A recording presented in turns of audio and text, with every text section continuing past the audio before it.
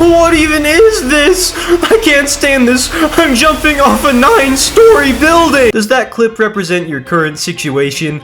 Well, let's fix that. Today, you'll learn how to make UV maps cry before they make you cry. Oh, hi.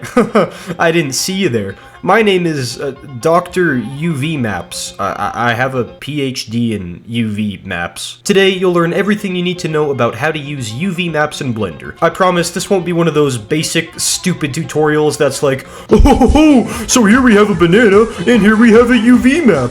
The difference between the two is that the banana isn't actually a UV map. No, fuck that. You're actually gonna learn something today.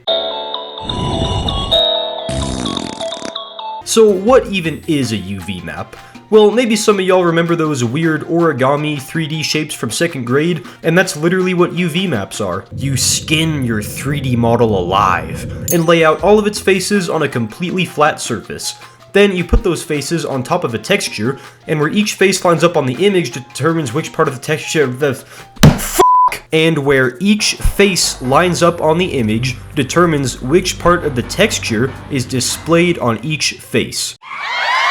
Even though it sounds simple, UV maps are notorious for being difficult to work with and making you depressed. Cut my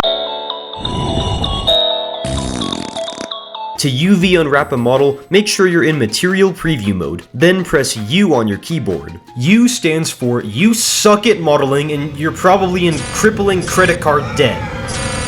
My therapist says I should stop projecting my problems in my YouTube videos. Once you press U, click Cube Projection if your model has mostly straightforward angles and geometry, and Smart UV Project if it has irregular geometry. There, you did it. This process is similar to duct taping a watermelon to your chair. The idea intrigues you, but you don't know what it does yet. What? No, we're not keeping that analogy in the video. I told you to come up with something better. Huh? Now the goal is to find where you want seams in your mesh. Seams are just a fancy way to prevent the texture from being stretched across your mesh. That would be gay. This is where Blender is going to cut your UVs into groups so that the texture covers different areas of your mesh. Similar to racial segregation in the United States, we're going to separate these groups of faces. No, we're not doing this anymore. You have to stop. Ugh, stop micromanaging me, Dylan. This is my video. Don't play this game again. We're both in this project together. Oh, shut up! Why don't you go get drunk and ignore your family again? Screw you, man!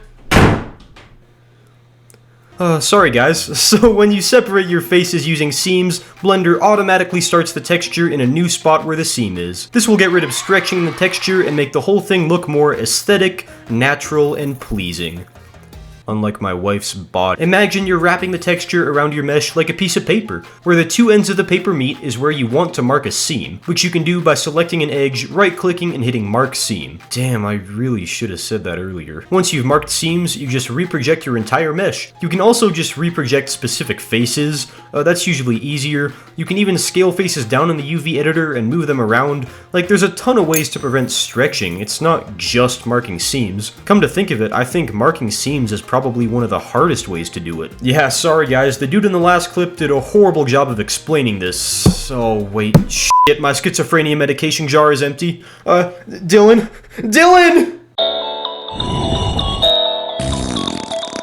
There, we unwrapped our mesh, added seams, and for the first time, I didn't burst into tears while trying to do this. Oh, honestly, it's been a good week.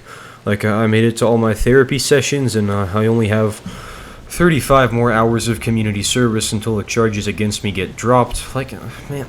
And I didn't steal that car, I just relocated it to my driveway. Oh, not this again. Alright, I gotta run, guys. When Dylan's pissed, he does this thing where he tries to steal my microwave.